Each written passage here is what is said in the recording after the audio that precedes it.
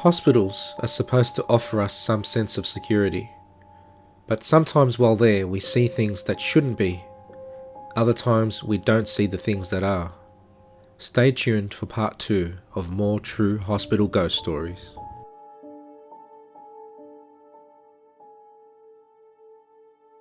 Playing games.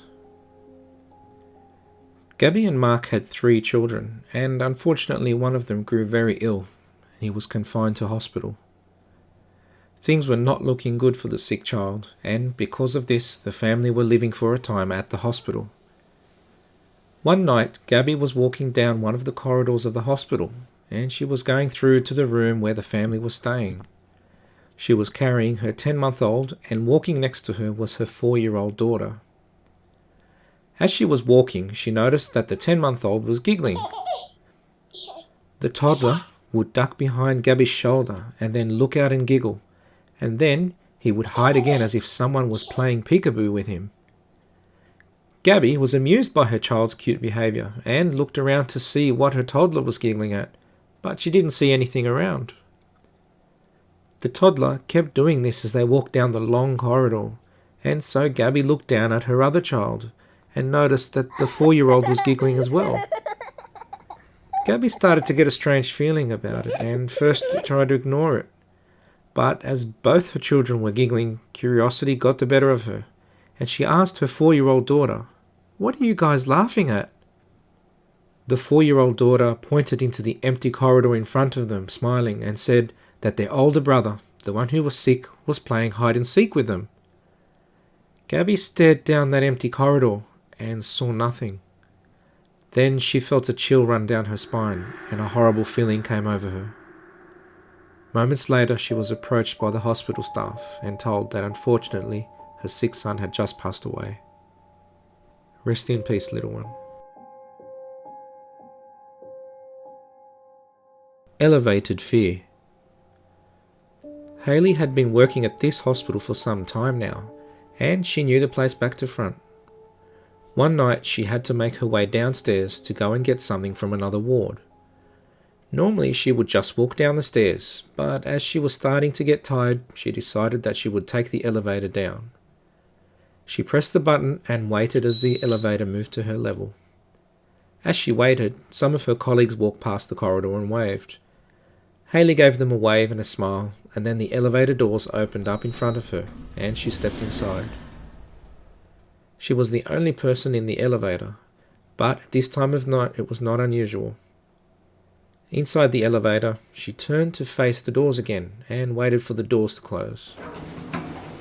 As they did, she felt a very cold wind come through the doors just as they closed. The cold wind was out of character and chilled her. A few seconds later, while she was still coming to terms with the cold wind, she felt a tap on her shoulder. Her eyes opened wide as she turned around in shock to see who had tapped her on the shoulder. There was no one there. She was alone in the elevator. Her eyes started to tear up as she started to panic, and when the elevator doors finally opened, she bolted out. Buzzing for help. Margaret was a nurse of 3 years' experience, and she was working an afternoon shift. She recalled that this particular day was quiet and she was going about her business. She suddenly heard the assistant's buzzer being pressed over and over from a room all the way at the other end of the ward. She hurried over to the room and saw the patient who had activated the buzzer. It was a young male patient. He still had the buzzer in his hand and he looked pale and worried. His eyes were wide open with fear at first and he was struggling to talk. On seeing this, Margaret asked him what was wrong. When he finally spoke, he was quite frantic and he claimed that a strange-looking nurse in a grey uniform had walked into his room. He said that the grey nurse had then gone into the rear corner of the room towards where the toilet was, and then went into the toilet without opening the door.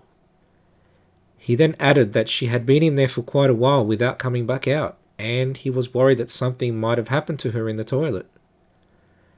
Margaret looked towards the toilet at the end of the room and noticed that the door was ajar. Her first reaction was to suspect that there may have been an intruder, so she immediately contacted security on the room phone.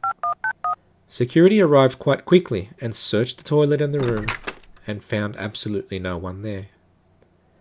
Having seen all this, the young male patient demanded to be removed from that room and was soon relocated to another area of the ward.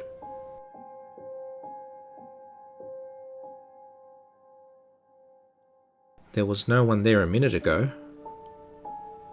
It was about 11 p.m. one night when the security team at the hospital were conducting their routine patrols and lockups of the grounds and departments. Although the wards and emergency department was still open, the administrative and research sections were closed for the evening. There were 3 security officers on this evening, and 2 of them, Mark and Dominic, were on patrol in separate locations. The third was manning the control room.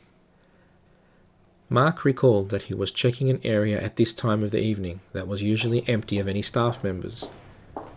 The doors to the area were alarmed, and there were motion sensors that would immediately notify security if anyone moved around there after 6 p.m. Mark walked through the area and checked all the internal doors. He noted that, as usual, all the lights in the corridors and offices were switched off already, which to Mark reinforced the idea that no one was around. Being satisfied that there was no one left, Mark continued on down the corridor. Then he heard something. He stopped walking suddenly as, in the silence of the night, he could clearly hear the sound of voices talking. He said that the voices were soft and almost sounded like whispering between 2 people, but it was definitely speech. Worse still, the voices were coming from an area that he had just checked and walked past. He edged slowly back up towards the area he had just passed, and as he did, the talking stopped. And then he heard the sound of a tap being switched on and water running in one of the bathrooms, which was just around the corner. The tap then stopped, and Mark was standing right outside the toilet door the tap noise had come from. He waited to see who the staff member was that was working back, but no one came out of the toilet. He then decided to push the toilet door open.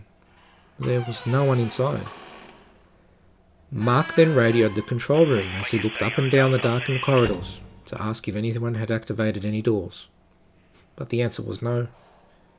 Proceeding a little cautiously around the area, he listened closely, but there were no more sounds. No voices, no doors opening, nothing. A little confused, he again radioed the control room.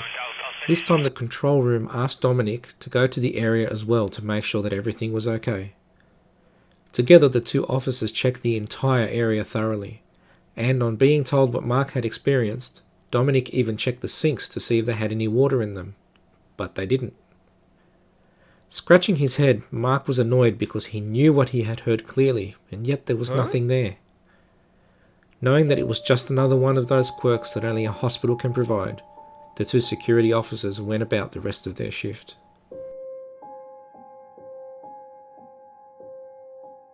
The girl in the red dress. Barbara was a nurse who worked at one of the cancer wards here, and, regrettably, a little girl who was quite unwell had passed away from cancer recently. The job of the nurses was then to clean and dress the child in their favourite clothes before they went to the morgue. This particular little girl was dressed in her favourite red dress, and she was then taken to the morgue. About a week later, another sick little girl was brought into that same room. The staff did everything they could for her, but she was just so very ill. The doctors had to give her family the sad news that they expected that she would soon pass away. A few days later, 2 nurses were attending to the sick girl in bed who was looking at one corner of the room screaming, "Go away! Tell her to go away!" The nurses asked who she wanted to go away, and she replied, "There's a little girl in a red dress in the corner. She's come to take me. I'm not ready yet."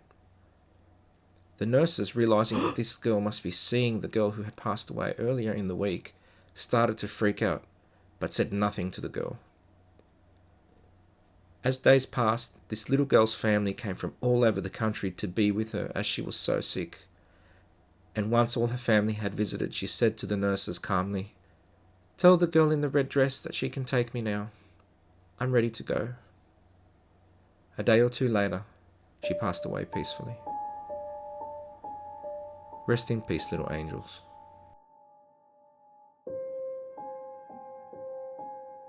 Sadness. Just a quick warning that this story might upset some people, and this is why I've left it till last. I retell the story only to highlight the activity that occurred here, as I've been told this story by several former staff of a hospital that once existed. The hospital is no longer there and has since been knocked down. Other buildings have been built in its place. These events started happening when the decision was made to close the hospital down. The plan was to knock it down and build residential complexes there. Warren and Jessica in particular recalled the goings on there, and they were obviously moved and disturbed by what was going on at the time as they retold the story. Although Jessica didn't work in the mortuary, she had to walk the corridor outside of it when crossing from one side of the hospital to the other. She told me of at least 2 occasions where this same thing happened to her. The first time she was walking past, and she could clearly hear the sobbing and crying of children from inside the mortuary. Not knowing what was going on, and worried that maybe some child had got locked in, she called security and the after-hours manager. Warren, who was a security officer, attended quickly with the after-hours manager, and they could hear sobbing from the corridor. They opened the door quickly, and then there was no sound. They searched the room, and no one was there. Jessica, Warren, and at least 3 others have all told me the same story, and that was to do with how they all heard sobbing and crying from the mortuary. Apparently it had happened many times before the hospital was abandoned.